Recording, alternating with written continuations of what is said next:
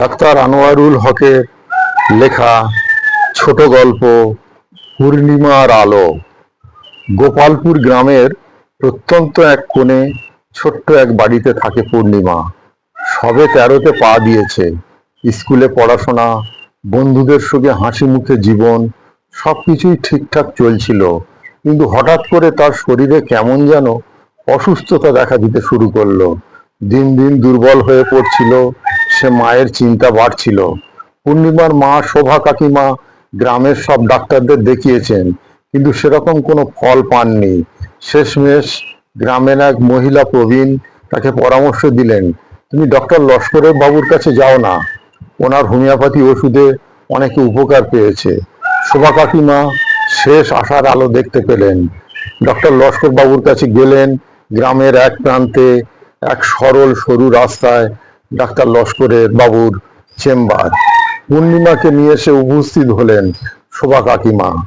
ডাক্তারবাবু অত্যন্ত ধৈর্যের সঙ্গে পূর্ণিমার সব কথা শুনলেন। তারপর কিছু প্রশ্ন করলেন। তোমার পেটে কি ব্যথা হয় পূর্ণিমা? ডাক্তার লস্কর বাবু প্রশ্ন করলেন। হ্যাঁ, মাঝে মাঝে খুব ব্যথা হয়, পূর্ণিমা উত্তর দিল।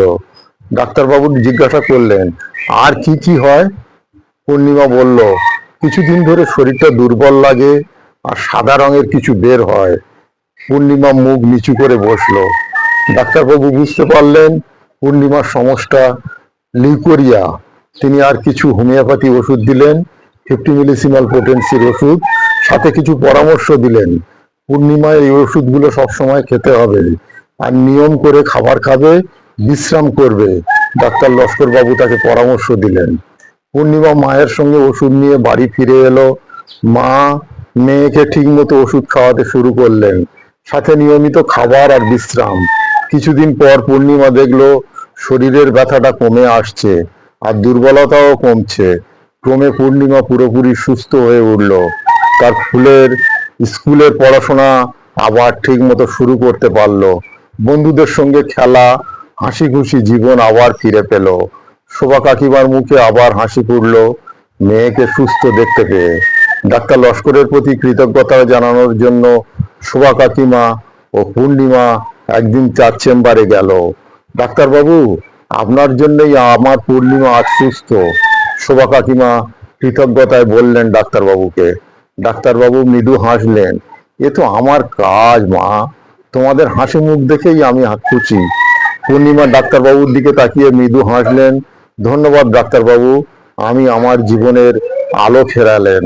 ডাক্তারবাবু স্নেহমাখা দৃষ্টিতে পূর্ণিমার মাথায় হাত বুলিয়ে দিলেন। তুমি ভালো থেকো পূর্ণিমা। গোপালপুর গ্রামের মানুষের কাছে ডক্টর লস্কর সেবার কাহিনী অমর হয়ে থাকলো। পূর্ণিমা আজও মনে মনে কৃতজ্ঞতা জানায় সেই মহান ডাক্তারবাবুকে, যিনি তার জীবনে লুকানো আলো ফিরিয়ে দিয়েছিলেন।